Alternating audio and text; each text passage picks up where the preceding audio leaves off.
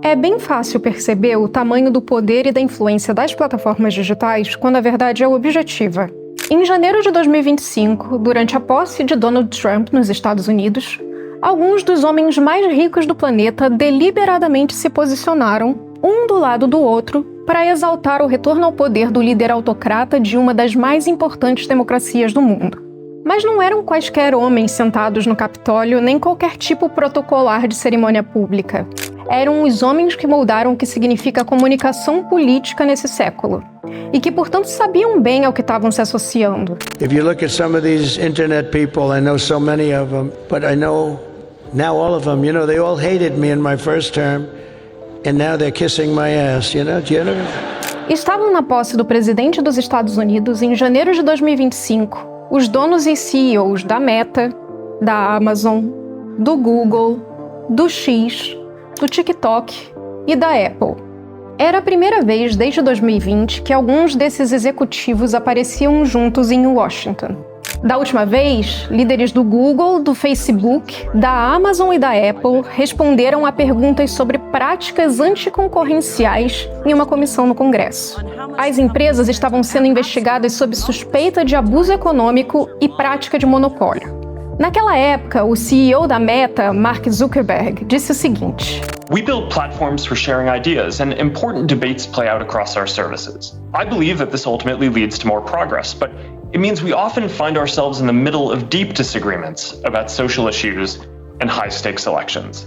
I personally don't believe that private companies should be making so many decisions about these issues by themselves. And that's why last year, I made the case that there needs to be new regulation for the internet. Quase 5 anos depois, o discurso mudou. Finally, we're going to work with President Trump to push back on governments around the world that are going after American companies and pushing to censor more. O que ocorre agora é, na verdade, um casamento de conveniência em que interesses econômicos são disfarçados de preocupação com o que se convencionou chamar de pautas morais. Ou, mais objetivamente, o modelo de sociedade que melhor serve ao modelo de negócios das plataformas digitais. This week, I will also end the government policy of trying to socially engineer race and gender into every aspect of public and private life.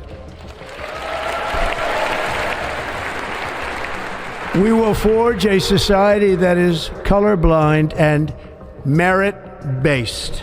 We're going to simplify our content policies and get rid of a bunch of restrictions on topics like immigration and gender that are just out of touch with mainstream discourse. As of today, it will henceforth be the official policy of the United States government that there are only 2 genders, male and female.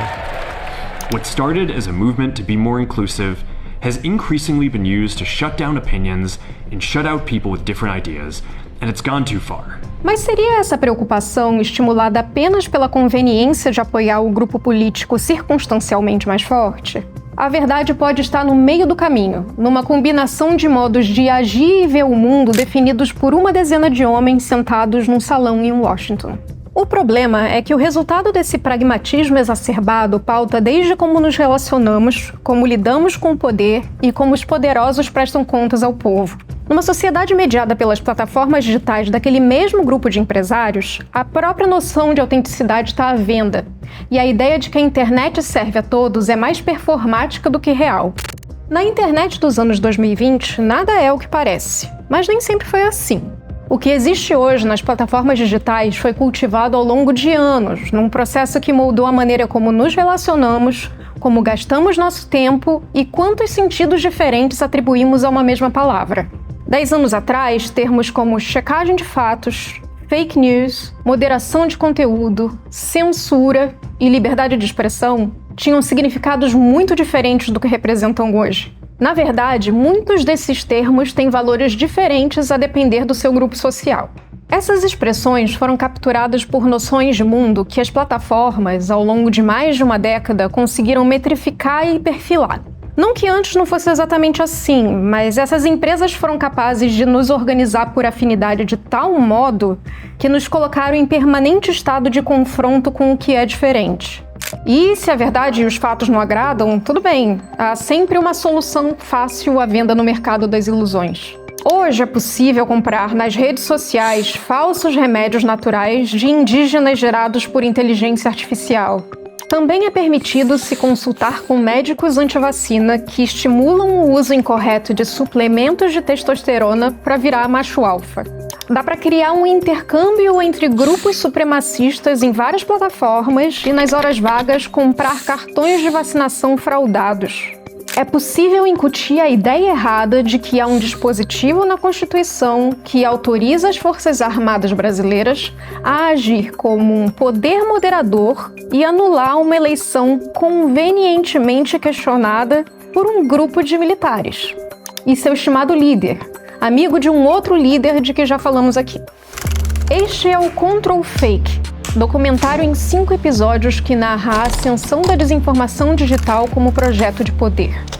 Neste e nos próximos capítulos, vamos entender como as plataformas digitais viraram peça-chave para a comunicação política e como presidentes, empresários, juízes e cientistas passaram a se relacionar com a verdade, com a mentira e com uma sociedade cronicamente online. Meu nome é Taina Lon e eu vou guiá-los nessa jornada.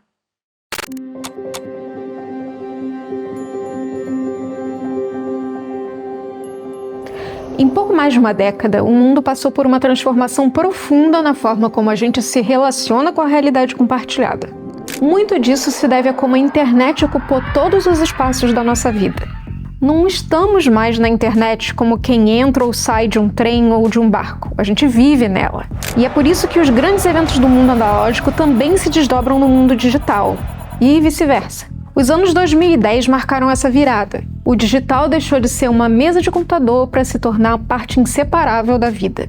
Foi a década da popularização dos smartphones e das redes sociais. Dentre os dois, o marco mais simbólico talvez seja a massificação do smartphone. Ele redesenhou o acesso à internet e acelerou a adesão de milhões de usuários às redes sociais e aos aplicativos de conversa. Antes disso, estar online era uma ação pontual. Você se sentava diante de um computador, acessava sites, trocava mensagens e depois saía, voltava ao mundo real. A internet era um conjunto de ilhas digitais por onde navegávamos com intenção, começo, meio e fim. O digital era um território que exigia iniciativa. Qual site acessar e em qual fonte confiar? Portais eram plataformas para uma estrutura cibernética amparada em trocas de links e navegação entre provedores de conteúdo diferentes. A internet em si não era um lugar romântico e uma grande terra de oportunidades. No Brasil, ela era elitizada. Dessa forma, havia sim, de fato, uma impressão de que a informação era pulverizada e controlada por várias pessoas horizontalmente. Mas a verdade é que o controle e o acesso eram bem restritos. O estudo do IBGE identificou que 104,7 milhões de pessoas com 10 anos de idade ou mais não utilizam a internet, ou seja, 65,2% dos brasileiros. Entre os motivos para justificar a não utilização da rede estão não achar necessário, não saber usar a internet e não ter acesso a um microcomputador. Hoje, 84% dos brasileiros com 10 anos ou mais, equivalente a 159 milhões de pessoas, têm acesso à internet. Desses, 96% acessam seus dispositivos diariamente. 10 anos atrás, 66% diziam já ter acessado a internet, dentre os quais 82% entravam todos os dias. Em 2010, só 41% dos brasileiros se diziam usuários de internet. Ou seja, ao menos no caso dos brasileiros, a última década foi decisiva para a transformação digital de toda a sociedade. Isso significa que, ao transitarmos pela década de 2010, mais da metade da população brasileira passou a entrar em contato diariamente com o mundo digital. Muito desse mundo já estava projetado dentro de smartphones e os seus aplicativos. Aplicativos esses que têm donos, e donos que estavam há anos construindo empresas especializadas em organizar e compartilhar informação, o que hoje chamamos de redes sociais, mas que antes eram fóruns, blogs e chats. Nessa época, algumas dessas empresas, glamourizadas como startups, fundo de quintal, foram compradas por outras empresas, reduzindo a bem poucos aqueles vários donos da internet. A infraestrutura digital ficou ainda mais concentrada. Muita gente achava que o Facebook era a internet. Entre 2014 e 2018, o número de usuários do Facebook no mundo cresceu de 1 bilhão e 390 milhões para 2 bilhões e 320 milhões. Em 2014, 5 em cada 10 pessoas que estavam na internet no mundo usavam o Facebook. Em 2018, a proporção saltou para 6 usuários a cada 10 pessoas. Com mais gente, vieram também mais posts, vídeos, fotos, pesquisas, memes e todo tipo de mensagem. Ou seja, mais dados sobre todos nós. E esse manancial de informações chamou a atenção de quem já pensava em como transformar curtidas em votos. Foi o caso da Cambridge Analytica, que se tornou a queridinha de candidatos ao Congresso dos Estados Unidos em 2014. In the simplest form, the more you know about someone, the more you can align a campaign with their requirements or their wants and needs. Mas guarda essa informação por enquanto, que eu vou voltar nela mais pra frente.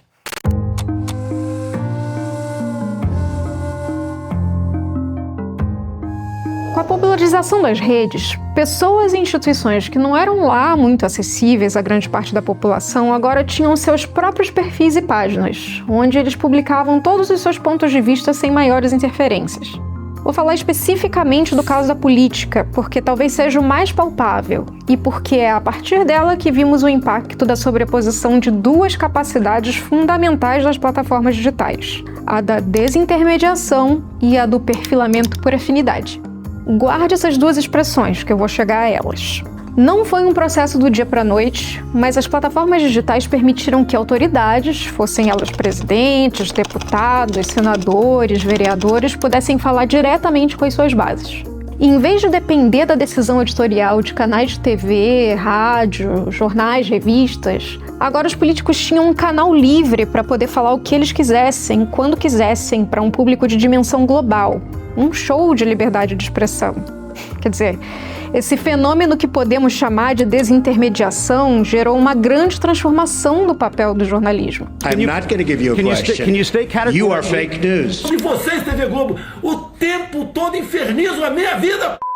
Em tese, sem intermediários, a informação chegaria pura, na íntegra, sem edição e ruído. Mas não foi bem isso que aconteceu. O poder de decisão sobre a informação que chega ao usuário de redes sociais foi transferido das mãos de alguns poucos para as mãos de outros poucos.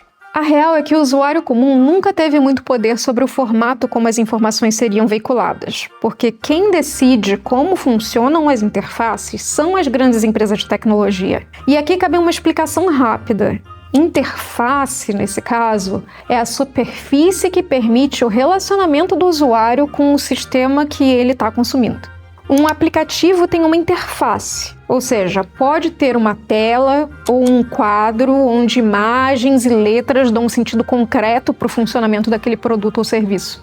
Portanto, primeiro vieram as interfaces cronológicas, como os blogs, o Twitter raiz, basicamente as plataformas que mostram os conteúdos dos mais recentes aos mais antigos. Elas privilegiam a transmissão de informações em tempo real, de modo que as publicações mais antigas vão perdendo a relevância. Depois vieram as interfaces mediadas por algoritmos, ou seja, as máquinas passaram a escolher como acessamos determinadas informações, inclusive os perfis dos políticos, os seus discursos e os seus interesses. Cientes disso, os políticos começaram a ver o potencial de transformar as redes sociais em palanque digital. Eu tô feliz aqui de ver as imagens, né, das ruas lotadas, e eu tô aqui para deixar uma mensagem curta e simples. Estamos colocando o pobre no orçamento e o rico no imposto de renda. Começando agora o julgamento de Jair Messias Bolsonaro. E no fim converter usuários em eleitores. Mas para que isso acontecesse, eles precisavam entender o comportamento das pessoas na internet e como elas reagiriam aos fatos e aos seus discursos mais emocionados. Até quando o Supremo Tribunal Federal vai bancar o ditador Alexandre de Moraes? E também as mentiras. Um governo que termina o ano sem uma acusação de corrupção. E aí, lembra da sobreposição entre desintermediação e perfilamento que eu falei? Então, vamos entender um negócio.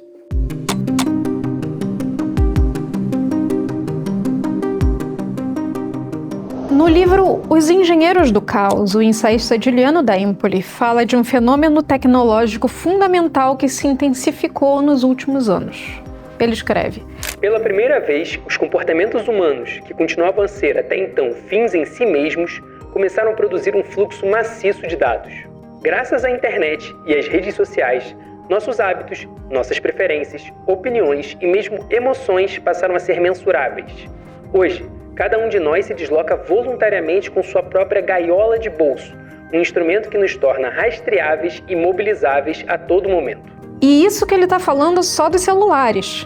Nos últimos anos, a experiência humana foi sendo cada vez mais metrificada por aparelhos como relógios, sensores de movimento, GPS. E as emoções também podem ser medidas. Essas empresas têm indicadores de como os seus usuários se sentem e por quê. Curtidas, compartilhamentos, emojis, palmas e corações são recursos que qualificam o valor dado pelo usuário a cada informação que trafega por essas plataformas. O acúmulo dessas interações deixa um rastro digital que permite que as plataformas entendam quais são as afinidades e as objeções de cada um. O engajamento é um conceito importante para entender como funciona a dinâmica das redes e como essa dinâmica gera desinformação. As plataformas exploram vieses cognitivos humanos para recompensar os usuários por suas interações. As sensações geradas por essas interações estimulam o indivíduo a continuar postando, comentando, reagindo a outras publicações. Um estudo conduzido por pesquisadores das universidades Yale e do sul da Califórnia mostrou que a necessidade de alimentar esse reforço cognitivo pode levar usuários a recorrerem à desinformação. Os pesquisadores apontaram que usuários frequentes de redes sociais tinham uma tendência maior a compartilhar conteúdos falsos em troca de recompensas geradas pelas interações.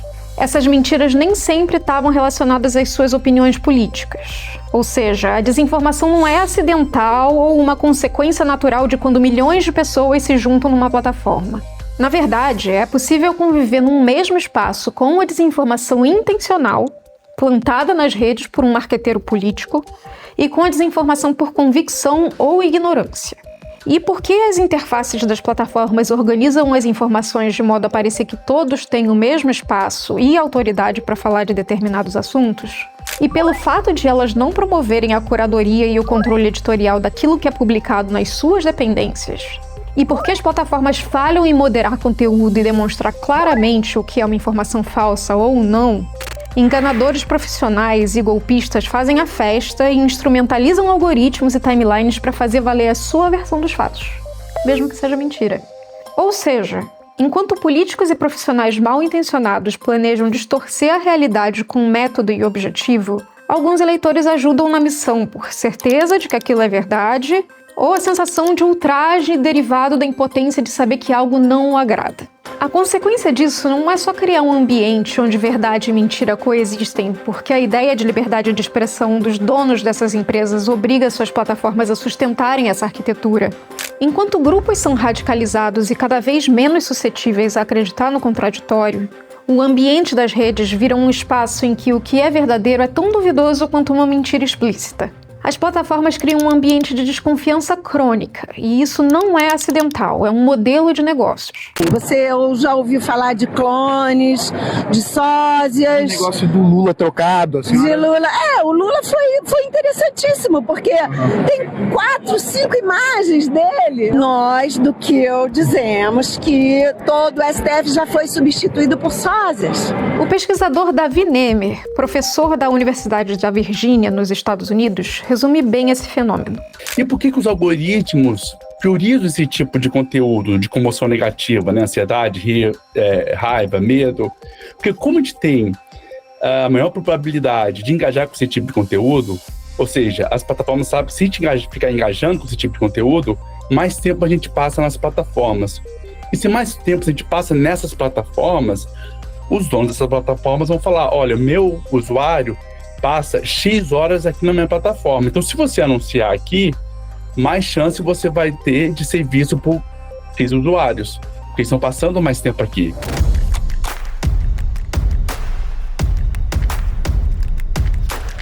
Um estudo de 2022 mostrou que plataformas baseadas em recomendação, como o YouTube, tendem a expor usuários a conteúdos cada vez mais radicais e de teor conspiratório para aumentar o tempo de permanência na rede. No livro Máquina do Caos, o jornalista Max Fischer parte de entrevistas e estudos científicos para mostrar o efeito das redes na sociedade. Fisher demonstra que a longa exposição a conteúdos falsos, entregues por algoritmos e perfis com grande afinidade, cria usuários radicalizados. No longo prazo, ficar exposto a informações que apenas confirmam as suas convicções aumenta a resistência das pessoas ao contraditório. E, com isso, a combinação de viés de confirmação e das câmaras de eco estimula a radicalização. Estudos mais recentes apontam que o problema das plataformas não está necessariamente em não dar acesso aos seus usuários ao contraditório. É que eles não se engajam ativamente com esse tipo de conteúdo, ou seja, eles não usam as moedas que valorizam os conteúdos nas redes, como as curtidas e os compartilhamentos. O que tem valor nas redes é o que provoca engajamento, e há pouca coisa mais inquietante nas redes sociais do que o ultraje. A radicalização é um processo obsessivo que consome a vida. Os adeptos retornam cada vez mais. Sua obsessão vira identidade, as plataformas sociais se transformam no centro de seu cotidiano. E os radicais, guiados pela urgência de suas causas, recrutam mais radicais. Isso só é possível pela própria arquitetura das redes sociais. Falando nisso, lembra da Cambridge Analytica que eu comentei lá atrás? Em dezembro de 2015, o jornal britânico The Guardian revelou que a empresa dava consultoria para o senador americano Ted Cruz, a partir da coleta de dados pessoais do Facebook sem o conhecimento dos usuários. De acordo com a reportagem, Cruz recorreu à Cambridge Analytica devido a uma oferta sem precedentes de dados psicológicos baseados em um verdadeiro tesouro, curtidas no Facebook, o que permitiu atrelar o comportamento de usuários a bases de dados eleitorais já existentes, como, por exemplo, saber quem possuía uma arma. Cruz viria a perder a campanha pela candidatura republicana nas eleições de 2016 para Donald Trump. Mas a ponte entre o partido e a Cambridge Analytica já estava feita. A empresa, que já estava sob escrutínio no Reino Unido por ter trabalhado com a campanha a favor do Brexit, agora lançava seus tentáculos sobre os Estados Unidos. It's incorrect to call Cambridge Analytica a purely sort of data science company or an algorithm, company. It is a full-service propaganda machine. If you can control all of the streams of information around your opponents, you can influence how they perceive that battle space, and you can then influence how they're going to behave and react. Reportagem do Guardian revelou que a empresa coletou informações de mais de 50 milhões de usuários do Facebook. Essas coletas foram feitas por um aplicativo usado por volta de 2014 para pegar informações de usuários do Facebook a partir de formulários com perguntas sobre comportamento, afinidade e consumo. Os dados coletados incluíam detalhes sobre a identidade das pessoas, como o nome, a profissão, o local de moradia, os seus gostos, seus hábitos, além da sua rede de contatos. Essas informações foram vendidas pela Cambridge Analytica durante as eleições de 2016. Eis que nessa equação também aparece o estrategista-chefe da campanha de Trump em 2016. Steve Bannon foi um dos investidores da Cambridge Analytica nos Estados Unidos e tem vasto repertório na mídia conservadora americana. Atribui-se a ele a guinada à extrema-direita dos republicanos, ao adotar uma pauta tão radical que passou a ser impossível deixá-la passar batida, sobretudo em plataformas que operam sob as fórmulas da economia da atenção. Questionado pelo canal CNN se a coleta de dados afetou o resultado das eleições de Trump, Zuckerberg disse o seguinte: It's really hard for me to have a full assessment of that. It's the reality is, well, there were so many different forces at play, right? The organic posting that people did, the get out the vote campaigns that we ran, the pages that both candidates ran, the advertising that they did. E, de fato, até hoje não é possível atestar a dimensão da influência da venda desses dados no desfecho das eleições americanas. No entanto, esse escândalo revelou como a compra e a venda de dados de usuários operava, e como a propaganda podia ser segmentada de tal forma que se criou uma cultura de reforço positivo das ideias pré-concebidas de determinados grupos sociais, mesmo que fossem ideias baseadas em premissas mentirosas. Não é que a Cambridge Analytica tenha descoberto como transformar curtidas no Facebook em votos na vida real. O episódio revelou que o engajamento nas redes sociais em eventos críticos, como eleições, é vulnerável a campanhas de desinformação direcionadas, criando divisão e horror a quem é diferente. Ficou claro como as plataformas estavam operando, pelo ultraje permanente e rumo à radicalização. O que na ponta começou como uma estratégia direcionada a atacar a campanha democrata virou o embrião do que na origem se entendia por fake news. A Cambridge Analytica contratou um publi editorial no site Politico, nos Estados Unidos, que tinha um formato parecido com o de uma reportagem especial sobre a Fundação Clinton. Ou seja, parecia jornalismo, mas era propaganda. Uma notícia falsa. O especial fazia acusações de corrupção contra a candidata democrata sem mostrar evidências. Essas acusações foram repetidas exaustivamente ao longo da campanha de 2016. O que a campanha trumpista queria era associar a ideia de que Hillary, que já tinha sido senadora e secretária de Estado, fazia parte do establishment, enquanto ele não. Mas, no fim das contas, não é como se uns poucos homens, o Steve Bannon, os executivos da Cambridge Analytica, os políticos beneficiados, fossem grandes gênios da engenharia social. As ações deles foram muito bem calculadas, mas não teriam sido possíveis sem que as redes tivessem sido arquitetadas como foram. E não dá nem para falar que eles se aproveitaram de uma falha, porque as redes foram criadas para serem desse jeito mesmo. Como dizem no Vale do Silício, não é uma falha, é um recurso. É claro que é difícil falar com detalhes como que os algoritmos funcionam hoje, porque essas plataformas também estão o tempo todo testando novas formas de promover engajamento. E o poder computacional e, né, com a quantidade de dados que conseguem refinar esses algoritmos, é possível também ter diversos algoritmos dentro de uma só plataforma, né, para fazer testes específicos com certos perfis, com certas formas de engajar com os posts. E a questão que fica é, para quem você está cedendo o poder de decisão sobre aquilo que você consome nas suas redes sociais? Não é nem nunca foi algo construído pelo próprio usuário de modo autônomo. Isso é interessante porque mostra uma mudança de paradigma das plataformas, no sentido em que antes elas eram extremamente relacionais, ou seja, elas dependiam das relações das pessoas para que um conteúdo fosse curado para você, ou seja, quem que você seguia nas redes, né? No Instagram, a pessoa não precisa te seguir de volta, como no Twitter, mas no Facebook era quem você era amigo, né? Ou seja, quem as conexões eram confirmadas. Hoje em dia você não precisa mais das conexões, das relações, para definir a sua experiência no mundo digital. Começou assim com o TikTok, né? Você não precisa seguir ninguém para o TikTok te entregar conteúdo. E hoje o Instagram copia esse modelo do TikTok, né? Imita esse modelo e começa a entregar conteúdo sem que haja necessidade de você seguir ou não as pessoas.